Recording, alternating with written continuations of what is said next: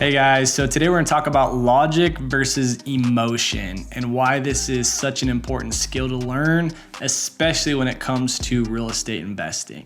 You guys heard me and Andrea talk about our story of how we got involved in real estate investing and how because we were able to look at things from a non-emotional point, meaning a logic point versus looking at it very emotionally, we were able to make smart decisions early on, and that completely transformed the direction and the path that we took to financial freedom. What you'll find, especially in real estate investing, is people will buy emotionally and then they'll justify it logically. And what you want to do is the exact opposite. Now, one day when you're purchasing your dream home and you have all the money in the world, absolutely buy it based on emotion. Buy it because of the look of it, the neighborhood, the apple tree in the backyard, whatever. Like, all of those things are an emotional reason why you would buy the home, and that's totally okay. But when it comes to investing and dealing with money, you want to make logical decisions and not emotional decisions. I think this is obvious when it applies to house hacking and house hack hopping and buying a home that potentially will be an investment property.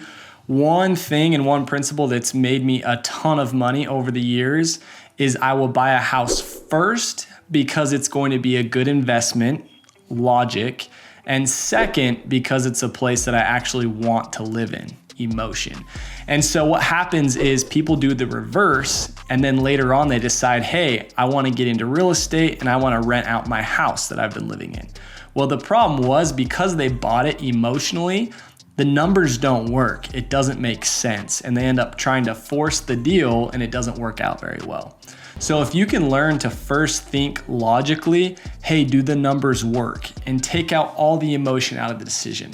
Take out the fact that there's a stain in the carpet, that it's not the ideal place that you want to live. So as you're looking at a home to purchase that's eventually going to be an investment property, buy it first with the fact that it's going to make you money, and second, because it's a place you want to live. As you continue down the path and buying multiple deals and rental properties, this same concept is going to apply all over the place. There's a reason why the nicest homes are the ones that are turnkey. Turnkey just meaning as soon as you turn the key and walk in, it's completely done. You don't have to do any work to it. There's a reason those sell for top dollar, and a lot of times it's hard to get the numbers to work. The reason is because people will buy those emotionally. They look at them, it's done, it's great, it's got the flooring they want, it's got the countertops that they want. Well, let's say that home sells for $50,000 more because it's turnkey and attracts a lot of people emotionally. Well, what I want to look for is the one that makes sense logically. The one that I can get for $50,000 under and put $5,000 into it, fix it up to now it looks the exact same, but I was able to look at it from an unemotional standpoint, and then I want to go turn that and sell it or refinance it or rent it out and capitalize on all of that equity, rather than doing the opposite of buying it emotionally, which I would look at it and be like,